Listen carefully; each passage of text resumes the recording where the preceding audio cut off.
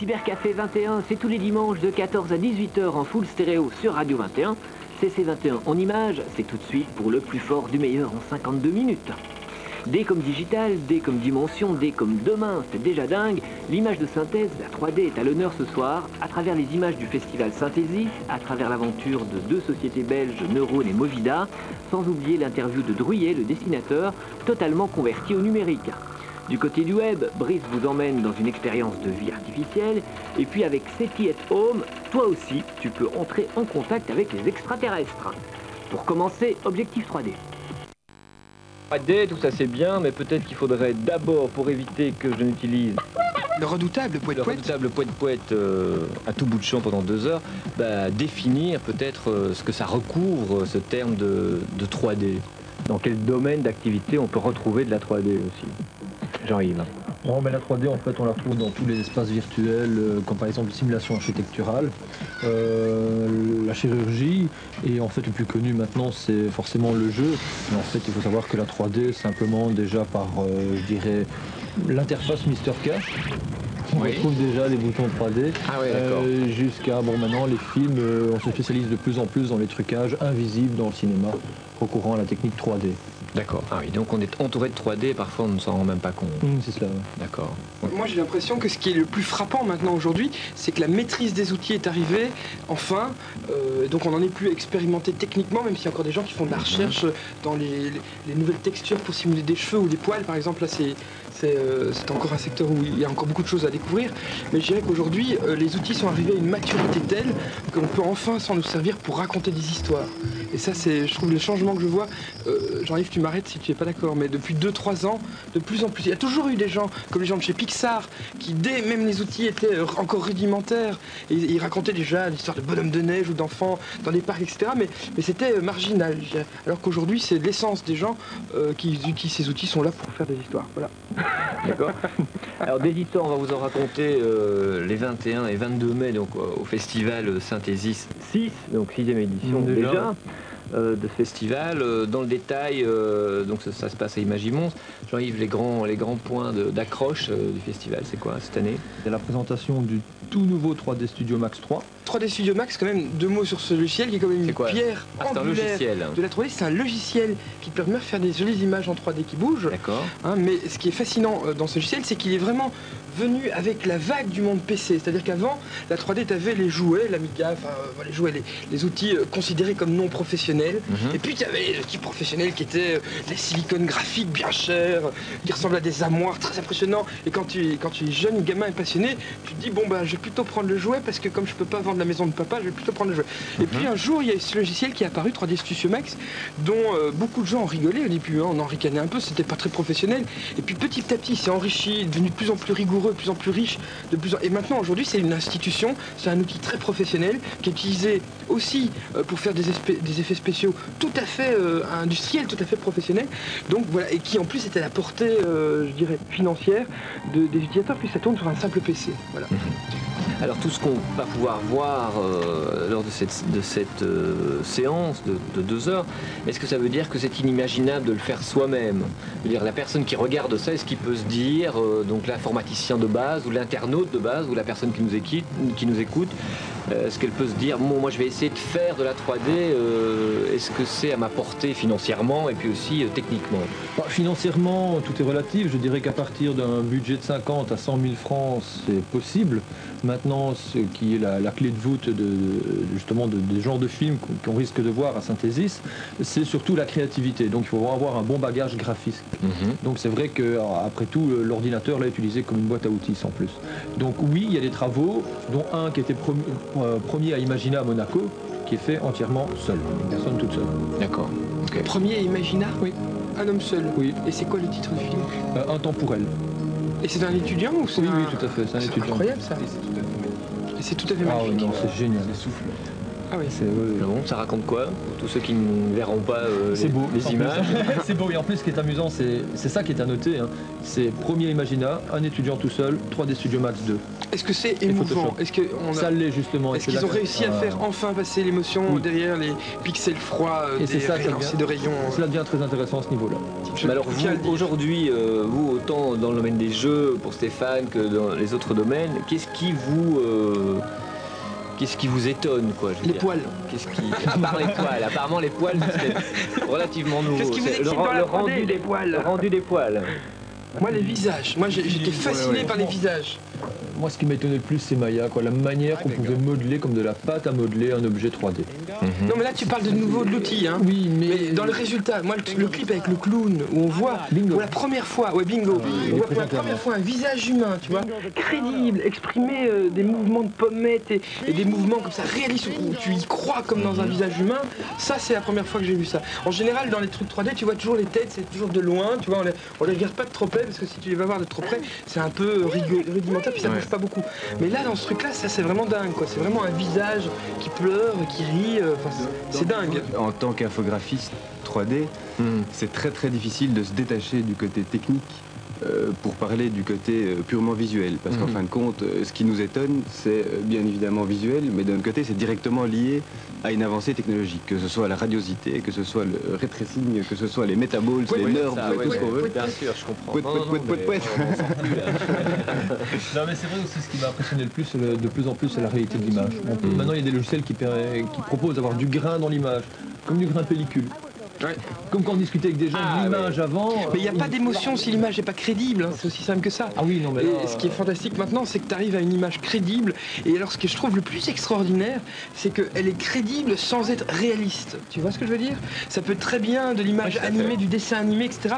Et là, tu as une impression de vérité, de vrai, même si c'est pas du tout réaliste, quoi. Si c'est des petits bonshommes, etc. Ça, c'est la grande différence. Mais je dirais que dans les résultats spectaculaires, pour répondre à ta question initiale, qui, moi, en tant que non pratiquant 3D, enfin, je chipote un peu, mais je suis pas un professionnel, qui m'épate, c'est vraiment l'expressivité des visages, les mouvements qui sont de plus en plus humains. Tu vois, aujourd'hui, on travaille beaucoup avec des capteurs qui sont mis sur les articulations de danseurs qui vont faire des mouvements, et on va enregistrer ça en 3D et on va les attribuer à des personnages artificiels dans d'autres décors, etc. Et ça, c'est devenu de plus en plus abordable, alors qu'il y a peu, c'était très très cher, ces technologies-là. Aujourd'hui, il y a des systèmes qui sont tout à fait abordables, ou des mécaniques qui permettent de scanner des objets 3D comme un visage, comme Cyberscan. Et alors tout ce qui est application de texture, animation de plus en plus souple et délicate et fine, comme un sculpteur pourrait manipuler de la terre glaise, aujourd'hui tu peux manipuler des vecteurs de la même manière, avec presque la même flexibilité. Et puis alors enfin, tout ce qui est dans le rendu, hein, la radiosité dont on parlait tout à l'heure, c'est une des techniques mathématiques pour obtenir des images qui ont une chaleur et qui ont quelque chose de réel dedans, dans la lumière proprement dit, puisque en fait, avant l'image synthèse, c'est sculpter la lumière. Tout ce que tu fais, c'est sculpter la lumière. Tu vas lancer des rayons lumineux, hein, qui vont se balader dans une image, qui vont rebondir, et puis un bout, il y a un pixel. Et ce pixel, c'est un point de ton écran. Et comme le disait Jean-Yves, avant tout, ce qu'il faut, c'est des bases de graphisme, des bases d'image. Il faut savoir analyser la réalité autour de toi, parce que les bons... Tu prends Anthony, on va en parler avec lui. Quand Anthony doit commencer à modéliser quelque chose, etc., qu'est-ce qu'il fait? Il va pas sur son ordinateur essayer la dernière formule X, Y, Z.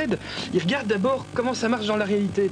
Quand l'équipe qui a fait Jurassic Park a décidé de modéliser des dinosaures, ce qu'ils ont fait, c'est pas d'aller voir s'il y avait un nouvel algorithme qui faisait de la peau de dinosaure. Ils ont été voir des dinosaures, enfin des squelettes de dinosaures, puis des crocodiles, et puis ils ont analysé des bêtes, ils sont allés les voir de près, comment elles bougeaient, les articulations, comment la peau, la chair, et comment tout ça réagissait à l'eau. Ils ont vraiment étudié la réalité. Et puis une fois qu'ils ont bien compris cette réalité, ou qu'ils l'ont décomposée pour pouvoir la simuler, parce qu'on fait un petit peu on laisse tomber des trucs, quoi. On fait pas tout, hein, comme en vrai. Puis ce qui compte, c'est que ce soit vraisemblable et pas vrai. Hein. Et voilà. Et donc tout le travail, moi je dirais que le vrai animateur 3D, c'est quelqu'un qui s'est observé et qui se balade dans la vie et qui voit des choses que nous ne voyons pas, qui voit des reflets, qui voit des fumées, qui voit des textures que toi tu ne vois pas.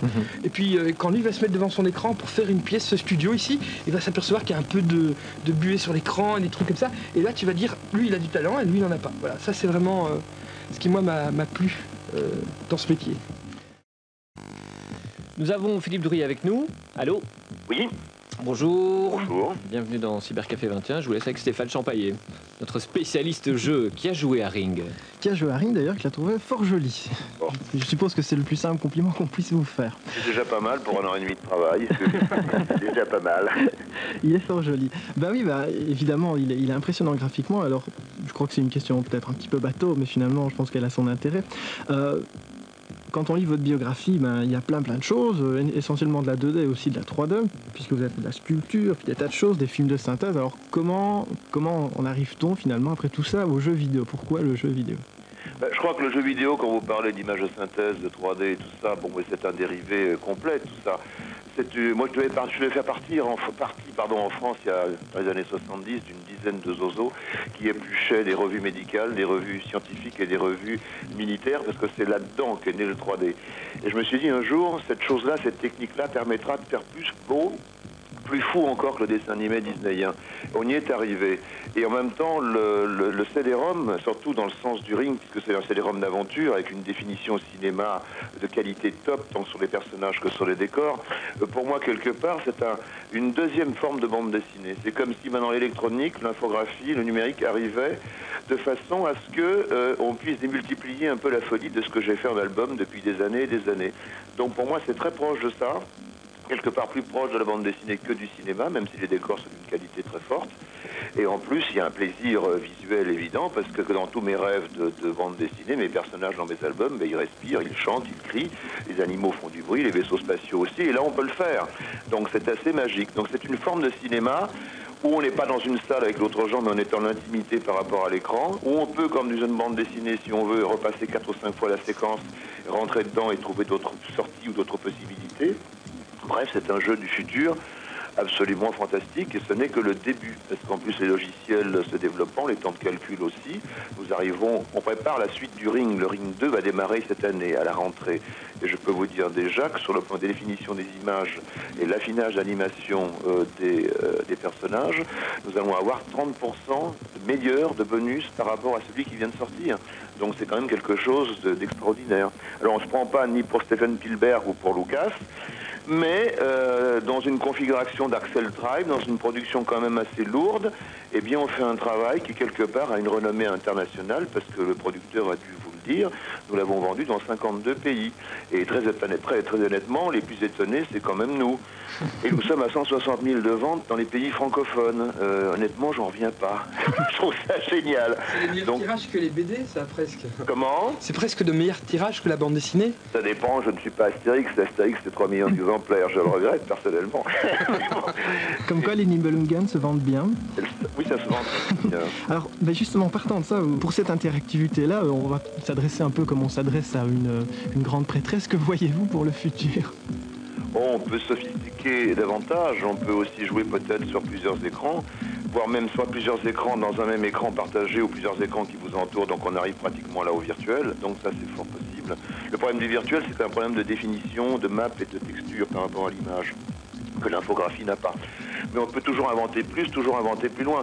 Moi, je tiens à dire que j'ai créé ce jeu avec Stéphane Carrière, j'en suis l'auteur graphique des personnages et des décors. Le concept de science-fiction, au départ, effectivement, venait de moi, parce que j'ai commencé ce projet sous diverses formes il y a près de 25 ans, et c'est Stéphane lui-même qui l'a organisé, dans sa construction et dans son échelle de demande et de passage. On va essayer de faire encore plus à la rentrée, ça je l'ai déjà dit. Par contre, c'est quand même très intéressant dans un jeu comme celui-là. Il y a à la fois les passionnés qui demandent toujours plus. Il y a ceux qui sont assez amateurs, mais pas trop, et qui m'ont engueulé d'une façon somptueuse depuis 6 mois en me disant « mais ce jeu est impossible, c'est trop compliqué, c'est trop dur ». Et ensuite, il y a les troisièmes, pour lesquels on va sûrement faire quelque chose dans pas longtemps, ceux qui disent « ce jeu est extraordinaire, on dirait un film, mais moi jouer, ça m'emmerde. Est-ce que je pourrais avoir un déroulant ?» Et il n'est pas impossible que dans un an, nous fassions 1h20, c'est-à-dire le jeu en déroulant complet, en vidéo, comme si on achetait la vidéo d'un film. Donc il y aura toujours dans ces strates de demandeurs les plus fins, les plus amateurs dont vous êtes et dont sont les lecteurs qui veulent encore aller plus loin dans l'interactivité. Et je pense qu'on va y arriver, parce qu'avec la technique et l'intelligence, on pourra développer des jeux à 4 ou 5 couches différentes sans trop être confus non plus.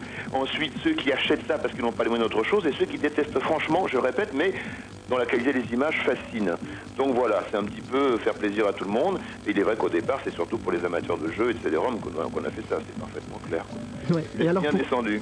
Pour revenir encore un petit peu sur l'aspect graphique, il y a quelque chose qui est assez, en tout cas on le repère assez vite dans le jeu vidéo, c'est du côté graphique, il y a ce qu'on appelle une espèce de French touch, ou je sais pas quoi, un style qui est très caractéristique, donc souvent des graphismes très fins, mais très froids aussi en général, et Ring n'échappe pas du tout à la règle. Un peu comme dans la mer zone. Un peu comme dans la mer zone, qui a à mon avis un petit peu le même genre de feeling, quoi. Alors attention, je ne suis pas d'accord sur la notion froide, parce que quand on voit qu'on parle de jeu, ou qu'on parle, comment dire, de film, d'image de synthèse, d'infographie, on a la même technique. Des problèmes de définition, le jeu, effectivement, a moins de définition qu'un film à grand spectacle qui coûte 150 ou 200 millions, on est bien d'accord. Mais moi, les premières tentatives dans le graphisme, dans le domaine du 3D, de par la simplification des logiciels à l'époque, tout le monde faisait en gros, bêtement, du cube éclairé droite, éclairé gauche. Moi, je suis un obsédé de la peinture, j'en fais d'ailleurs. Je connais pas trop mal l'image de l'art, l'histoire de l'art, et tous les gens avec qui j'ai travaillé en Slovénie, comme les infographistes, je travaille sur une série de télé à Canal+ actuellement qui est entièrement en infographie également. Je travaille avec des graphistes qui ont tous fait les beaux-arts ou les arts appliqués. Et je ne donne absolument pas dans l'infographie de tendance froide. Mes plans, mes mises en place sont réchauffés comme du Rembrandt, il y a de la lumière, de la contre-lumière, de la texture. Et là, la French touch, c'est notre culture, c'est un visuel des choses, c'est un passé qu'on retransforme et qu'on projette dans le futur. Et toutes les images qui ont été faites en Slovénie sur le Ring, je m'en suis occupé, je les ai gérées avec les infographistes. Je les ai mis en place, parfois même mis en scène dans les mouvements, et c'est un bonheur parce qu'on peut avoir sur chaque plan 4 ou 5 ou 6 caméras différentes, de 15 à 30 à 50 sources d'éclairage différents. Et quand on parle d'éclairage dans l'infographie, c'est à la fois la sensation du projecteur qui tombe sur un objet, mais c'est aussi la beauté de l'infographie, c'est qu'on peut illuminer cet objet de l'intérieur. Donc on a deux types d'éclairage, un ponctuel et l'autre intérieur dans la masse. Et ça, c'est un bonheur magique. Et moi, je suis obsédé par l'image chaude. J'aime les images travaillées comme de la peinture. Donc, je réfute, mon cher avocat, mon cher tribunal, le côté image froide. C'était très beau, Philippe. Et pourquoi la Slovénie? Ils sont moins chers? La Slovénie, c'est tout simple, parce qu'il y a des gens intelligents partout. Sauf en Yougoslavie actuellement, c'est autre chose. Mais il y a à la fois un problème de coût, mais vous savez, dans l'infographie, c'est exactement la même histoire que dans le dessin animé ou même dans le cinéma live. Il y a des gens qui ont un savoir-faire, et ces gens-là sont des nomades. Et ça, c'est merveilleux. Ces gens-là sont en Slovénie aujourd'hui. Demain, pour une autre production, ils vont se retrouver en Australie. Après, ça sera Los Angeles. Après, ça sera Angoulême où nous tournons actuellement avec des gens de toute la France et de l'étranger, la série télévision Excalibur. Et demain, ça peut être Londres ou ça peut être l'Écosse. C'est ce métier qui veut ça. Et c'est ça qui est beau en plus, parce que les gens viennent avec leur famille, armés bagages, et tout d'un coup vont vivre 6 mois, 1 an, 2 ans sur une production. Et ça, c'est très extraordinaire. Donc la Slovénie, c'était à la fois pour des raisons de nomadisme, aussi des raisons de prix. Et il y a là-bas des Français qui travaillent et beaucoup de Slovènes. Et on se rend compte que l'infographie est une culture mondiale, et ce talent est mondial. Et ça, c'est magique, et c'est vraiment des générations de gens que moi j'appelle des gamins, qui ont entre 22 et 30 ans, et ces gens ont tout pigé, sont des fans de bande dessinée, des fans de cinéma de science-fiction. Donc quand on leur parle de contre-lumière, de vombrissement, ou de texture, ou de fusée spatiale, ils connaissent parce qu'ils ont grandi dedans, et le langage, la communication se fait merveilleusement bien. Voilà. Voilà.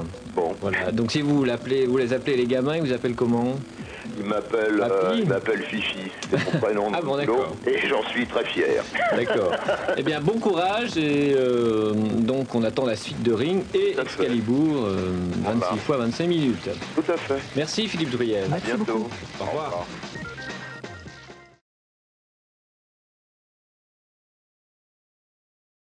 Voilà, nous avons donc 3 personnes autour de la table. Anthony Huerta pour Movida Trix Movida. Voilà. Qui a racheté l'autre en fait? On ne le dit pas, c'est pour ça qu'on a laissé les deux noms, comme ça il n'y a pas de frustré. Voilà. Ouais, c'est quand même Anthony de Movida, quoi, qui est là.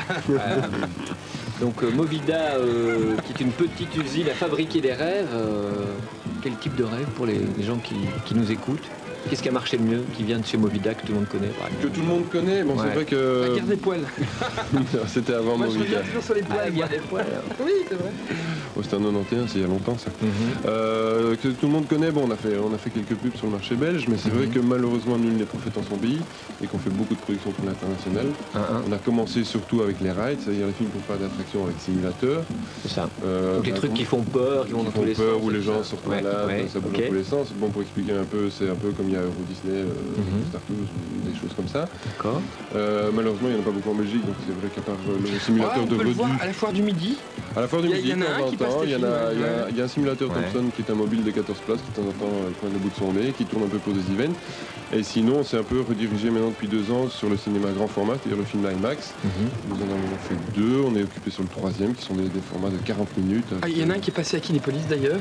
Thrill Ride, Thrill Ride. qui est un 40 minutes un peu basé sur les coulisses des simulateurs. Enfin, on fait un peu l'historique des montagnes russes, etc. jusqu'au simulateur, pour expliquer D'accord. comment ça marche.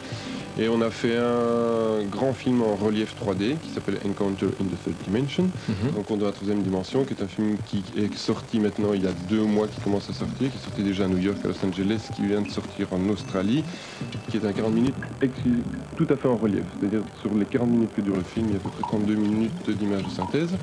Et nous sommes actuellement occupés sur le 3e. D'accord. Et Alors, c'est qu'est-ce que pour vous ça avez qu'on a- présenté au festival Synthesis 6 Pardon? Vous avez présenté quoi au festival de On va Jean-Yves présenter un petit peu je dirais les making-of ou les coulisses, parce qu'en fait c'est ce que les gens aiment bien voir, les ratés, les bouts d'essai, les rushs, ce qu'on ne voit jamais en fait en général. Et bon, malheureusement on n'est pas équipé pour pouvoir diffuser de l'IMAX, sinon c'est avec grand plaisir qu'on ira montrer. Mais je montrerai sans doute des extraits en vidéo et les manières dont tout ça s'est produit. Alors, nous accueillons également Sébastien Dehogne, bonjour. Bonjour. Et Laurent Burton, tous les deux pour Neurones. Alors, même question, Neurones pour le grand public, c'est des images de quoi? De quel personnage? Alors Neurones pour Style le grand d'animation. public, ça ne veut pas dire grand-chose, c'est surtout pour les télévisions qui achètent nos programmes, puisque Neurones est avant tout une société qui produit, qui réalise, qui fabrique des dessins animés. 2D, 3D, technique mixte ou seul 2D, seul 3D. Donc le grand public connaît nos dessins animés, c'est Petit Potam, c'est Cliffhanger, c'est Franklin 1 et 2, 3, 4 même également. Donc ça, ce sont pour les dessins animés. Et puis le grand public connaît de plus en plus les cyberacteurs. Et c'est prioritairement des cyberacteurs que nous sommes venus vous parler cet Et après-midi. Insector, c'était pas vous ça? Alors Insector, c'est nous, puisque Le nous grand avons en public effet... connaît Insector. Le grand public connaît, heureusement qu'on connaît Insector. Il faut quand même rappeler qu'Insector était le premier film d'animation 3D bien avant Fourmis et Mille et une pattes.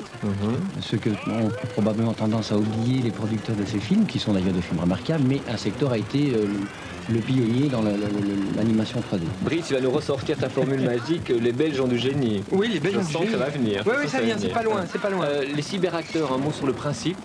Alors, c'est Sébastien qui va... Un cyberacteur, c'est un personnage en image de synthèse qui réagit avec un public en temps réel. C'est-à-dire que vous vous trouvez sur un salon, par exemple, en face d'une télévision, vous avez un personnage qui se déplace sur sa télévision, et puis ce personnage vous interpelle et commence à vous parler. Alors c'est la surprise évidemment au début. On se demande, tiens, qu'est-ce qui se passe? Est-ce que c'est à moi que ça parle, ce truc? Et oui, c'est à vous que ça parle. Et le personnage, donc, a un dialogue complet avec vous et réagit à vos mouvements, à vos paroles, et ainsi de suite. Mais le personnage, il est en 3D. Il est en 3 dimensions. Voilà. Il ressemble à un être humain ou Ce sont des personnages qui sont plutôt associés au domaine des personnages qu'on voit au domaine cartoon, des personnages qu'on voit dans le domaine du jeu. En 2 mots, à côté de la télé, il y a une caméra. Il y a une caméra qui voit les gens. Et puis derrière le mur, il y a un monsieur qui a un écran et puis qui voit ce que voit la caméra, donc qui voit les yeux du Cette personnage personne et anime qui le va personnage l'animer. de façon tout à fait particulière, Voilà, alors, non pas avec des c'est capteurs assez caméra, mais spécial, avec une tablette à dessin qui lui sert d'interface. On a la possibilité d'activer des expressions. Donc le personnage peut sourire, peut être fâché, peut être triste, etc. en fonction de ce que va dire la personne qui se trouve en face. Mais ce n'est C'est une pas espèce de clavier comme un c'est animateur, une espèce une tablette graphique, mais de clavier MIDI, mais c'est une interface. C'est une interface particulière. Et puis la particularité du système, c'est que le personnage est animé par une seule personne, qui fait donc l'animation physique du personnage, donc ses mouvements, et la reconnaissance vocale est faite directement à partir du micro. Donc il parle, et puis le personnage donc va ça doit être un imiter, comédien, enfin à la fois un technicien et un comédien. C'est clair que le logiciel, le système est un outil. Donc il n'est rien sans une personne qui a de la capacité de dialogue. Est-ce qu'il y a un style? Est-ce qu'on peut reconnaître dans la 3D un style belge ou un style une French touch comme disait Je sais pas si Stéphane Alors, il y a un style Movida. Moi, je te reconnais un ride de Movida quand même. Tu me le diras, ça me fait plaisir. Non, je crois, bon, comme nous on travaille beaucoup avec les États-Unis, je crois qu'il y a aussi pour on se rend compte avec les Américains, il y a toujours une nostalgie du vieux continent. Il y a quand même une histoire de mythologie, de racines, du vrai. Et c'est vrai que quand les Américains ont l'occasion de pouvoir travailler avec leurs racines, il n'y a pas de vrais Américains, c'est tous des immigrés d'Irlandais, de Polonais. Donc c'est vrai, quand ils ont l'occasion de pouvoir venir en Europe, ils le font avec plaisir. Ça, oui. Mais est-ce que dans le style des productions belges en 3D, est-ce qu'il y a un graphisme qu'on ressent ou qu'on sent, on sent que ça vient de chez nous, quoi? Je suis plutôt européen, mais belge, j'ai du mal à dire. Je ne pense pas. Par rapport à ce que l'on voit sur les productions plutôt asiatiques, oui, de fait, il y a une sérieuse différence, mais je pense pas qu'on puisse vraiment parler de la Belgian touch. En termes de qualité, en termes de qualité d'animation, les séries qu'on fabrique, je pense, sont quand même d'une qualité nettement supérieure à ce qu'on voit ailleurs. Ouais. Bon, bien sûr, on fait un peu peut-être on est plus poil de cutter. Pour prendre une expression. C'est les gens qui coupent les cheveux en quête, donc ils vont très loin. Quand tu vois les images, là, franchement, quand tu vois les images de Encounter in the Third Dimension, c'est celui-là, hein, avec le laboratoire, etc., et que tu vas voir que sur le bout de la table, sur le cadran, il y a l'heure et qu'elles sont toutes à des heures différentes, tu vois. C'est vraiment, ils se poussaient très loin du fignolage. Voilà. Et ça, c'est peut-être un peu. C'est ça que je voulais dire. Le problème de la synthèse, c'est que c'est un métier très complet. On doit avoir tous les talents du cinéma réunis souvent en une seule personne. Et c'est vrai que c'est pas évident. On doit être en même temps directeur photo, il faut être réalisateur, il faut être directeur d'acteur. Donc c'est vrai que, heureusement quand on travaille sur des gros projets, on peut compartimenter et exploiter les talents de chacun dans un secteur bien particulier. Mais c'est vrai qu'il y a beaucoup de prétendants et qu'il y a peu d'élus. Ah oui, c'est ça. Donc, Le dit-il avec un grand sourire. on peut frapper à la porte, c'est ça. Je fais passer les autres, mais c'est ça. Ah ouais, c'est ça. Ah non, tout Non, à mais c'est fait. vrai, vous trouvez que le niveau de connaissance n'est pas au C'est top. pas niveau de connaissance. C'est le niveau de passion, je dirais. Niveau de passion, c'est quoi? Passion, c'est vrai que quand on commence la 3D, on commence la modélisation, donc c'est vrai que des gens qui font de la modélisation, on en trouve beaucoup. Mais une fois qu'on commence à chercher des bons animateurs, il y a moins de monde, et des gens commencent à pouvoir jouer avec les layers et faire une bonne direction de photo, il y a encore moins de monde. Donc je dirais, l'exemple que tu donnais tout à l'heure, c'est vrai, laisser tomber la modélisation et animer un chien avec des cubes, mais faites une belle animation avec un chien fait en cube. Les logiciels maintenant font de tellement belles modélisations que quelqu'un pourra toujours faire un bel objet, mais l'animer, c'est quelque chose de bien... Ça, c'est pas la machine qui le fait. D'accord. Eh bien, merci à tous d'être venus jusqu'à notre studio un dimanche après-midi. Donc vous allez ensoleillé. Je suis sûr que vous allez retourner dans votre bureau, évidemment. Bien sûr. Comment t'as deviné? Et donc rendez-vous les 21 et 22 mai donc à Imagimons pour Synthesis, le 1, 2, 3, 4, 5, 6e édition. À partir de 15h. Voilà, à partir de 15h.